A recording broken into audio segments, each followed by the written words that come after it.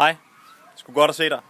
Prøv at høre, du skal være det mest inspirerende menneske, som du kan være. Og det skal du, fordi at jo mere inspireret du er, jo mere inspireret bliver du også, og mere inspirerende bliver du også som leder. Og det giver dig nogle helt store fordele, når du skal arbejde som leder. For det første, når du er inspireret, så inspirerer du andre mennesker omkring dig. Det vil sige dine medarbejdere eller dine ansatte, men også dine kolleger på samme niveau. De bliver alle sammen inspireret, og når de er inspireret, så arbejder de egentlig bedre selv også. For det andet, så gør det jo så også, at når de er inspireret, så er du fri for at skulle motivere dem så meget. Og hvilket gør jo så, at du får frigjort noget energi, som du kan bruge på andre ting. Det kunne jo for eksempel være at forretningsudvikle.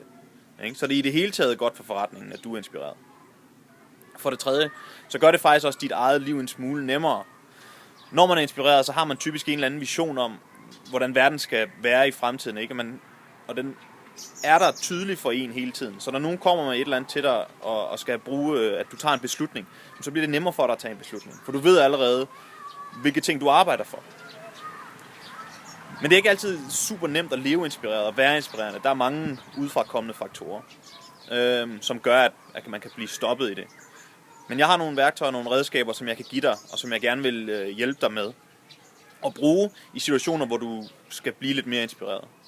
Så derfor håber jeg, at du vil tage kontakt til mig, og at vi så kan leve inspireret sammen. Fordi det skaber den bedste verden, både for os og alle dem omkring os. Så tag kontakt til mig, og jeg håber, vi snakkes ved snart. Ha' det godt. Hej hej.